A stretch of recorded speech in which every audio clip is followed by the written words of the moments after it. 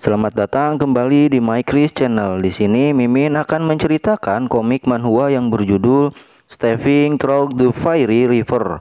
Dan komik ini menceritakan tuan muda ke-13 dari keluarga Shin yang bernama Shin Lee. Ia menyadari bahwa sebuah martabat hanya dapat dipertahankan dengan kekuatan.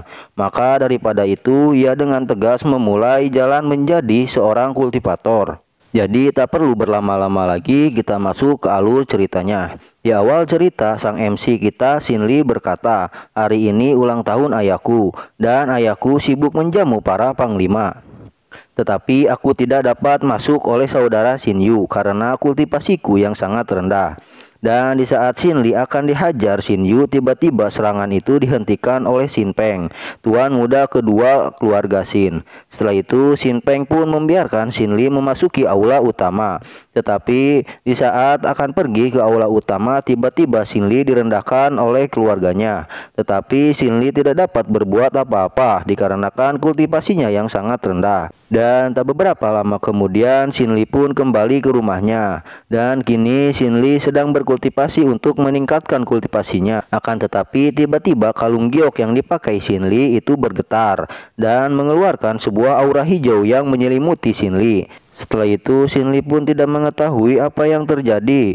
Setelah di depan Shin Lee terdapat run kuning. Apakah ini bottleneck kultivasi yang dikatakan saudara kedua? Dan kakak kedua juga mengatakan apabila bottleneck muncul, ambil 2 pil untuk mengumpulkan aura. Apa aura jahat dari pil keluar? Dan juga pil ini telah dimurnikan. Apakah Astrolab ini memiliki efek memurnikan ramuan obat? Setelah itu Shin Lee meminum pilnya. Lalu Shin Lee pun berkultivasi dengan bottleneck-nya. Dan keesokan harinya pelayan keluarga Shin mendatangi kediaman Shin Lee. Dan ia pun berkata, "Tuan muda sudah 16 tahun dan tuan besar memerintahkan Anda untuk membantu di rumah obat." Lalu Shin Lee menanggapi, "Apa ke rumah obat? Sepertinya mereka mencoba mengganggu kultivasiku. Tetapi meski hanya terobosan lapis kedua spiritual, tapi ini sudah terlambat. Tetapi jika Astrolab benar-benar memiliki efek memurnikan, maka setelah 3 bulan aku akan pergi ke rumah obat dan akan mencoba lagi." Lalu Shin pun beralih ke kediaman Shin Yu. Terlihat Shin Yu sedang berbicara dengan orang tuanya. "Apa? Shin Lee akan pergi ke rumah obat? Ibu, bagaimana ini? Jadi lakukanlah sesuatu." Meski Shin Lee itu sampah, tapi dia tidak bodoh. Dengan marahnya ibunya menanggapi, "Apa yang kamu takutkan? Sekarang pergilah, beritahu sepupuku apa yang harus dilakukan ketika dia tiba dan beri pelajaran agar dia cepat pergi." Lalu 3 bulan kemudian waktu pun sudah berlalu dan Shin pun beralih di rumah obat Shin. Lalu Shin Lee menyapa seorang bendahara Jang. Lalu Shin Lee berkata, "Saya Shin Lee, saya datang untuk melapor." Setelah itu bendahara Jang memerintahkan pelayannya mengantarkan Shin Lee ke kamarnya terlebih dahulu. Dan tak lama kemudian Shin Lee dan pelayan itu telah sampai di kamar Shin Lee. Akan tetapi setelah dilihat kondisi kamarnya seperti sebuah gudang. Lalu pelayan itu berkata, "Tuan muda, saya akan membantu Anda membersihkan kamarnya." Setelah itu istri dari bendahara Jang berteriak kepada pelayan itu. Lalu pelayan itu menanggapi, "Nyonya bendahara, ini tuan muda ke-13 ada di sini." Tetapi pelayan itu dikejutkan oleh tanggapan Shin Lee atas kondisi kamarnya. "Ini seperti tempat penyimpanan kayu bakar. Apa ini tidak salah?" Dengan muka menyebalkan, Nyonya bendahara menanggapi sembari menghampiri Shin Lee, "Sekarang kau cepat cuci ember dan ambil air hangat karena di sini sangat dingin. Karena kamu di sini hanya bisa mengerjakan pekerjaan tukang. Itu disebabkan kamu tidak dapat melakukan tugas alkimia dengan kultivasi rendahmu. Dan juga untuk tempat tinggalmu di gudang kayu ini itu tidak buruk, jadi kamu jangan mengeluh." Tetapi dengan tatapan marahnya Shin Lee berkata, "Lepaskan tangan kotormu babi gendut." Lalu Nyonya bendahara menanggapi, "Apa kau marah? Apa kau benar-benar berpikir dirimu adalah tuan muda? Kau hanyalah seorang sampah." Karena ucapan Shin Lee tidak digubris untuk melepaskan cubitan di pipinya, dengan cepatnya babi gendut itu dihempaskan sampai-sampai babi gendut itu menghantam barang-barang di belakangnya. Setelah itu Shin Lee bergumam, "Meskipun keluar dengan kemarahan, aku masih belum belum bisa mengontrolnya, tetapi aku selalu merasa ada sesuatu yang berbeda. Tak lama kemudian Bendahara Jang menghampiri Shinli karena mendengar sebuah keributan, dan ia berkata, "Apa yang terjadi di sini?" Shinli menanggapi, "Bendahara Jang, istrimu bilang berdasarkan aturan klan Shin, aku membantu sebagai tukang. Jadi aku akan bertanya kepada saudara kedua, apakah aturan klan seperti ini?" Dengan ketakutan, Bendahara Jang menjelaskan, "Ini hanyalah kesalahpahaman. Jadi bagaimana mungkin Anda bekerja sebagai tukang di sini?" Setelah itu, Bendahara Jang pun memindahkan Shinli ke kamar yang layak karena ia takut masalah ini sampai ke tuan muda kedua. Dan tak lama kemudian Shinli pun memasuki kamarnya dan ia pun melihat ada dua orang keluar dari sebuah ruangan yang menyimpan obat-obatan yang gagal atau rusak. Setelah itu, Shinli pun memasuki ruangan itu dan alangkah dikejutkannya, Shinli melihat tumpukan pil-pil yang gagal. Dan tak lama kemudian, Shinli mengambil salah satu pil yang gagal itu, lalu ia memurnikan pil itu menggunakan skill astrolabnya. Dan tanpa diduga, pil yang tadinya rusak kini sudah menjadi pil yang dapat digunakan. Tetapi setelah dicoba berkali-kali lagi, percobaan itu pun gagal dan gagal lagi untuk memurnikan pilnya. Setelah itu beberapa hari telah berlalu. Kini terlihat Shinli sedang berlatih skill Water Archer. Terlihat es berbentuk panah itu melesat ke sebuah pohon dan mengakibatkan pohon itu berlubang. Dan setelah itu Shinli pun bergumam, "Jika aku dapat melakukan dengan instan, apakah aku bisa mempelajarinya?" Tetapi sayangnya pemurnian pil tidak berjalan lancar. Setelah beberapa hari ini aku hanya bisa dapat memurnikan satu pil. Jadi sekarang aku harus bekerja keras. Sementara itu, Shin pun beralih ke kediaman Shin Yu. Terlihat Shin Yu dengan marahnya ia berkata, "Apa? Shinli benar-benar jadi sombong." Lalu Bendahara Jang berkata, "Sepupu, kamu harus memberi perintah. Bajingan kecil itu telah menyakiti istriku dan mengancam akan membunuh kita." Ibu Shin Yu menanggapi perkataan Bendahara Jang untuk memerintahkan Shin Yu memberi pelajaran ke Shinli. Setelah itu dengan mengkeretekkan jari-jarinya, Shin Yu berkata, "Ah, sampah itu tidak tahu diri, jadi aku akan menghajarnya dan mengusirnya."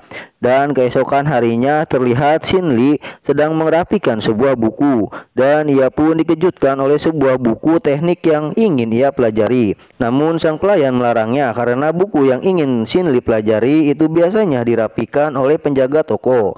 Akan tetapi di saat Shinli berbincang dengan pelayan, tiba-tiba ia dikejutkan atas kedatangan Shin Yu dengan berteriak, "Sialan, cepat keluar kau sampah, jangan berpura-pura tuli, dan apa yang kau lakukan pada bibiku?" Dengan tatapan seriusnya Shinli menanggapi, "Apa yang aku lakukan?" Shin Yu menjelaskan, "Dia itu adalah kerabatmu, apa yang kamu lakukan sama saja dengan pemberontakan." "Dia adalah kerabatmu Shin Yu, bukan kerabatku."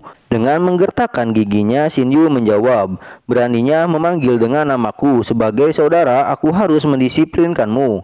Sembari mengingat apa yang dilakukan Shin Yu terhadap Shinli di masa lalu, Shinli menanggapi, "Apanya yang kau maksud saudara?" Dengan mengeluarkan auranya, Shin Yu berkata, "Dasar kau sialan." Dan tak lama kemudian Shin Yu pun menyerang Shinli. Akan tetapi Shinli tidak tinggal diam dan ia pun bergegas mengeluarkan sihir esnya dan seketika langsung menyerang Shin Yu. Dan dengan terkejut Shin Yu bergumam sembari melihat Shinli yang mengeluarkan aura biru yang berada di sekelilingnya. "Apa? Menembus lapisan kedua roh? Pantas saja dia begitu sombong."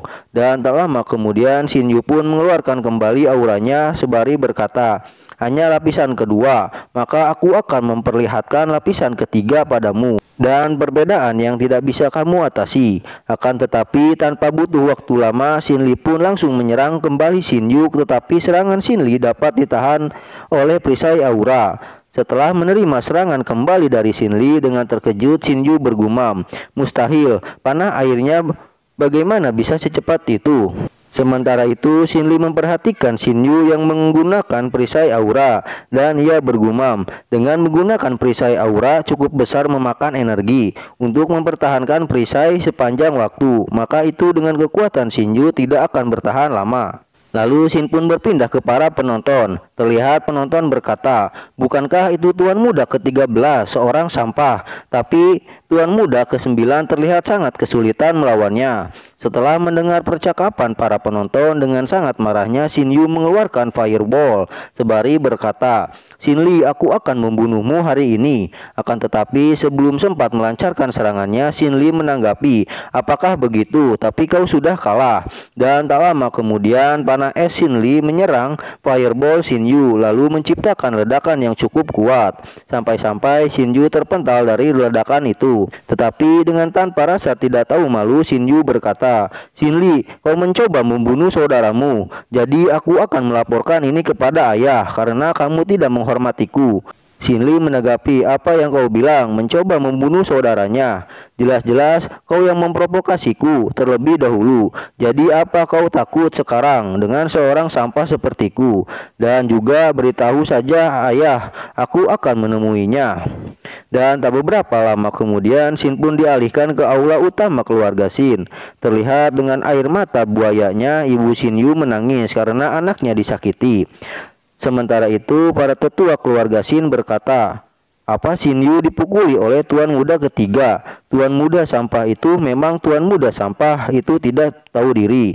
Lalu sembari menunduk, Shin Lee bergumam, "Aku tidak percaya bahwa dengan cara ini aku bisa bertemu dengan ayah." Dan tak lama kemudian ibu Shin Yu memohon kepada kepala keluarga, "Tuan, Anda harus memutuskan hukuman untuk Shin Lee." Lalu Tuan Shin menanggapi, "Bangunlah dan bicara. Kenapa malah kau menangis? Dan juga kenapa kalian sesama saudara berkelahi? Ini sangat memalukan, Yu-er." Dan sebelum melanjutkan perkataannya, Shin Peng menjelaskan sembari membisikkan ke ayahnya, adik ke-13 yaitu Shin Lee.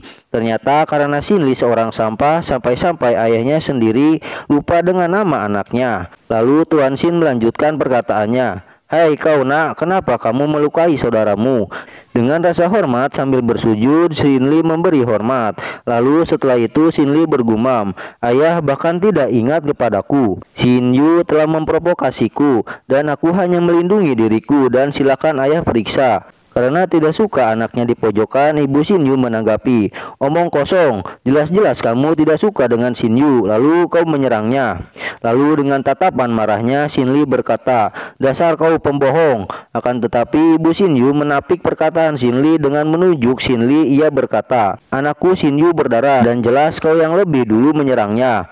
Dan juga Yu-er selalu baik padamu, tetapi kau selalu berkata kasar padanya."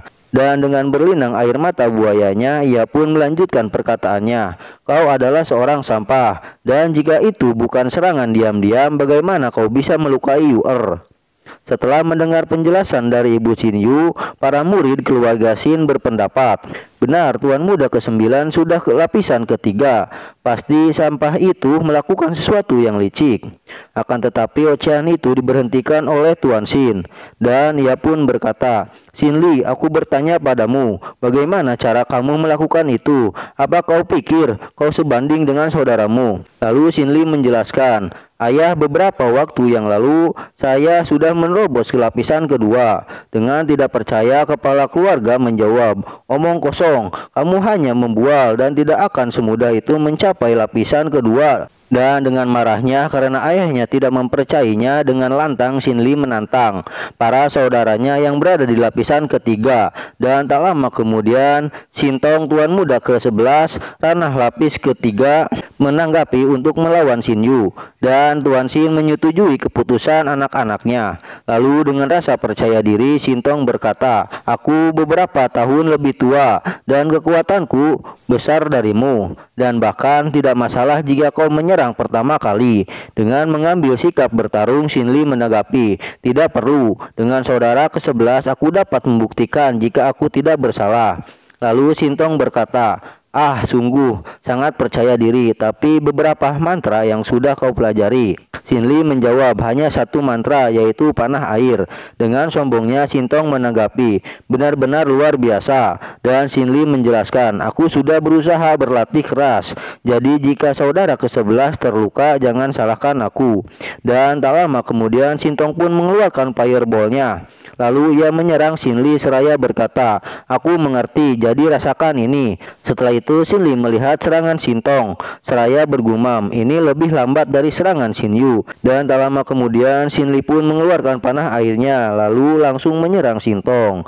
Dan karena serangan Xin Li hampir mengenainya dan bergerak sangat cepat, itu pun membuat Xin Tong sangat terkejut. Dan tak berhenti dari itu, Xin Li pun bersiap kembali mengeluarkan panah airnya, dan ia pun berkata, "Karena mantra tidak memiliki mata, maka aku harap saudara ke-11 berhati-hati." Karena mendengar Xin Li meremehkannya, Xin Tong pun mengeluarkan kembali fireball-nya. Tetapi tanpa diduga, Xin Li sudah melesatkan panah air yang mengenai bahu kanan Xin Tong dan membuat Xin Tong dapat dikalahkan. Setelah melihat Xin Tong dikalahkan, Xin Peng bergumam, "Xin Li, kamu memiliki kekuatan itu di lapis kedua, maka tidak ada lagi yang bisa menyebutmu seorang sampah." Lalu Tuan Xin pun menanggapi kekuatan Xin Li sembari bergumam, "Kemampuan untuk menggunakan mantra sangat hebat dan bisa dikatakan itu kualitas yang langka. Sungguh sangat disayangkan bahwa usia praktik yang sesuai telah terlewatkan." Dan tak beberapa lama kemudian, setelah menjelaskan bahwa Xin Li tidak bersalah, kini dengan rasa hormat Xin Li berkata, "Jadi ayah tolong putuskan." Saudara pertama menjelaskan kepada Tuan Xin, "Ayah, saudara ke-13 terbukti itu bukan serangan diam-diam, tetapi saudara ke-13 melukai saudaranya, dan itu sesuatu yang salah, dan juga aku takut kelak seperti ini diikuti oleh yang lain, kecuali dia diberi hukuman keluarga." Lalu dengan tegasnya saudara pertama menjelaskan kembali, siapapun yang melukai saudaranya sendiri itu melanggar peraturan keluarga. Dan untuk yang tadi barusan itu untuk identifikasi apa kau menyerang diam-diam atau kau tidak puas dengan hukuman Clan Xin. Dengan rasa hormat Xin Li menanggapi, "Namun saya hanya berharap untuk memeriksa masalah ini." Tetapi dengan tatapan intimidasi, saudara pertama berkata, "Apa kau juga tidak puas dengan kata-kata saudaramu ini?" Setelah itu saudara pertama berkata kepada ayahnya untuk memberikan keputusannya saat ini. Kemudian sembari memperhatikan Xin Li, Tuan Xin bergumam, "Tidak punya bakat dan tidak peduli seberapa hebatnya kemampuan untuk merapal mantra. Sungguh layak dipanggil sampah." Setelah itu Tuan Xin menjelaskan keputusannya. "Nak, saudara pertama benar. Kamu tidak disiplin dan tidak punya rasa hormat. Dan menurut aturan Clan Xin menghukum kamu dan Xin Yu selama setengah tahun. Dan juga obat dan uang dipotong setiap bulan. Dan kau Yuer terluka, kembali ke rumah untuk memulihkan diri. Dan juga tidak perlu datang ke rumah obat selama 6 bulan. Dan untukmu, kau dihukum kerja paksa selama 6 bulan. Jadi pikirkan apa artinya menjadi anak manusia yang berbakti." Dan setelah menjatuhkan keputusannya dari masalah ini, maka rapat keluarga dibubarkan. Setelah itu Tuan Xin menghampiri Xin Li yang masih berada di aula utama, dan ia berkata, "Ayo cepat, kau keluar." Dan tak beberapa lama kemudian Xin Li pun keluar dari aula utama, dan ia pun dihampiri Xin Peng. Dan Xin Peng berkata, "Adik Li, ayah memiliki kesulitan menjadi kepala klan. Jadi selama kau bersedia untuk meminta maaf." Sebelum melanjutkan perkataannya, tiba-tiba Xin Yu menanggapi, "Sampah ini tidak bersikap sombong seperti sebelumnya, dan hanya pil rusak di ruang pembakaran yang akan dia makan. Bahkan dia juga berani menentang keputusan ayah." Di saat Xin Peng akan melawan mereka, ia dihentikan oleh Xin Li, dan Xin Li menanggapi ocehan mereka. "Kejadian hari ini kalian hanya memanfaatkan status kalian di klan untuk menekanku, dan semua itu hanyalah kebohongan." Saudara pertama menjawab, "Terus kenapa? Jangan pikir kau berhasil menembus lapis kedua dan bersikap sombong, karena kau bukan apa-apa di Clan Xin." Setelah itu Xin Li menanggapi, "Bahkan jika aku pergi dari Clan Xin, aku Xin Li akan tetap hidup, karena aku bukan penjilat seperti kau." Dengan senang hati saudara pertama menjawab, "Jika kau orang seperti itu, maka pergilah dan tunjukkan padaku." Dan dengan tatapan kesalnya Xin Li berkata, "Suatu hari nanti aku akan membuatmu menyesal." Dan tak lama kemudian Xin Peng pun menghentikan ucapan Xin Li dan pertikaian mereka, dan mereka semua pun pada bubar. Setelah itu Xin Peng berkata ke Xin Li, "Adik Li, aku tahu ini mengganggumu, dan bagaimanapun di sini adalah rumahmu dan keluargamu." Lalu dengan menangis Xin Li menanggapi, Keluarga ini hanya keluarga dengan kata-kata yang kejam dan dingin. Dan aku bersumpah mulai sekarang aku tidak akan pernah menangisi klien Shin lagi. Setelah itu Shin pun berpindah di gudang penyimpanan pil-pil yang rusak dan gagal. Lalu Shin Lee pun memasuki ruang penyimpanan itu seraya berkata, "Aku adalah tuan muda pertama klien Shin yang menjadi seorang pelayan. Dan juga tuan muda klien Shin yang diinjak-injak harga dirinya oleh keluarga sendiri. Tetapi meskipun ruang pembakaran sangat kotor, di sini banyak limbah pil dan yang bisa aku murnikan. Dan aku akan membuat kesedihan dan kemarahan menjadi kekuatan dan bekerja keras untuk berkultivasi." Setelah itu 6 bulan pun telah berlalu, dan selama setengah tahun ini Shin Lee dapat dengan mudah memurnikan pil dan juga berlatih dengan cepat. Selain itu, klien Shin juga memiliki pelindung sutra, dan itu adalah suatu teknik yang dapat memperkuat daya tubuh dan juga dapat digunakan untuk memurnikan. Dan juga selama 6 bulan ini, kini Shin Lee sekarang memiliki pelindung dan juga ia berlatih lebih keras tanpa henti dan dapat menguasai mantra tingkat rendah teknik Jiang. Tetapi karena ingin menjadi lebih kuat, Shin Lee tetap tinggal di ruangan pembakaran walaupun hukumannya telah selesai. Dan selama Shin Lee dihukum, Shin Peng juga bertemu sebanyak 2 kali untuk membujuk Shin Lee mengakui kesalahannya. Namun Shin Lee menolaknya, dan dikarenakan keras kepala, maka Shin Lee ditambah hukumannya selama 2 tahun lagi. Dan setelah 2 tahun kemudian, klien Shin hampir lupa adanya putra ke-13 yaitu Shin Lee. Setelah itu Shin pun beralih kepada Shin Lee yang telah melakukan hukuman selama 2 tahun. Kini terlihat dengan aura api menyelimuti tubuhnya, ia bergumam, "Sekarang kultivasiku sudah mencapai lapis ketiga alam roh, dan semua tipe mantra tingkat rendah sudah mencapai puncak. Akhirnya aku memasuki jajaran kultivator." Dan juga astrolab ini hanya dapat digunakan sekali untuk pil obat, dan di ruangan pembakaran hanya bisa menjadi pil tingkat rendah. Tetapi kultivasi saat ini tidak dapat digunakan banyak pil, jadi sangat sulit untuk meningkat dalam waktu singkat. Karena itu rumah obat klien Shin tidak cukup untukku dan aku harus mencari yang lebih besar dan lebih luas. Jadi sekarang waktunya aku meninggalkan klien Shin yang selama ini merendahkanku. Di saat Shin Lee akan meninggalkan klien Shin, ia dikejutkan setelah mendengar seseorang berkata kalau klien Shin dan klienmu akan melangsungkan pernikahan, dan juga Shin Yu telah menembus lapis keempat alam roh. Dan tak lama kemudian mereka berdua pun dikejutkan oleh kedatangan Shin Peng yang mencari Shin Lee. Setelah melihat Shin Lee yang akan pergi dengan cepatnya, Shin Peng menarik Shin Lee untuk mengikutinya karena ada hal yang sangat menarik. Karena tidak dapat menolak permintaan kakak kedua yang telah baik terhadapnya, Shin Lee pun menurutinya walaupun itu terpaksa.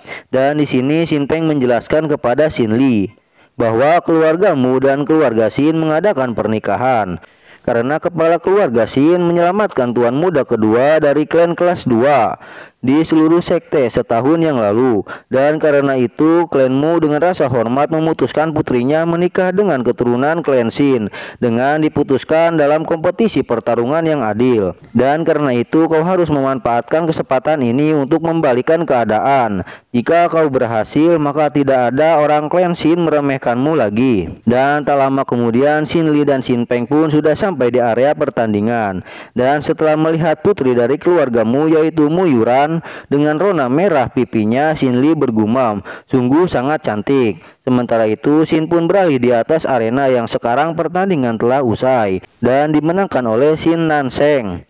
Dengan senyumnya kepala keluarga Shin berkata, "Saudaraku, bagaimana anak ini? Shinan cukup baik, tetapi kita harus tetap santai melihat yang lainnya terlebih dahulu."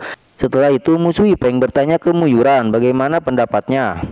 Dengan ketusnya Mu Yuran menjawab, "Lumayan." Setelah melihat respon Mu Yuran tentang pernikahan ini, Shin Lee menanggapi ekspresi Mu Yuran. Sepertinya Yuran tidak senang dengan pernikahan ini, apa dia dipaksa. Setelah itu, kepala keluarga Shin melanjutkan pertandingannya dengan menentukan juara teratas antara Shin Yu dan Shinan. Akan tetapi tanpa disangka-sangka Shin Peng berkata, "Ayah, Anda lupa satu orang lagi, yaitu Shin Lee masih ada." Setelah melihat keberadaan Shin Lee, kini orang-orang berkata, "Sampah ini akhirnya keluar. Dan apa yang dia lakukan di sini? Apa dia ingin mencoba keberuntungannya menjadi menantu klanmu?" Sementara itu, setelah mendengar perkataan Shin Peng, dengan marahnya kepala keluarga Shin berkata, "Shin Peng, kau jangan main-main." Tetapi dengan memohon, Shin Peng berkata, "Ayah sebaiknya beri kesempatan kepada Shin Li." Setelah itu dengan sombongnya Shin Yu menanggapi, "Kakak kedua, nonamu gadis berbakat. Bagaimana bisa seorang sampah ikut pemilihan calon suami? Apakah perkataanku benar?" Lalu semua orang menjawab perkataan Shin Yu.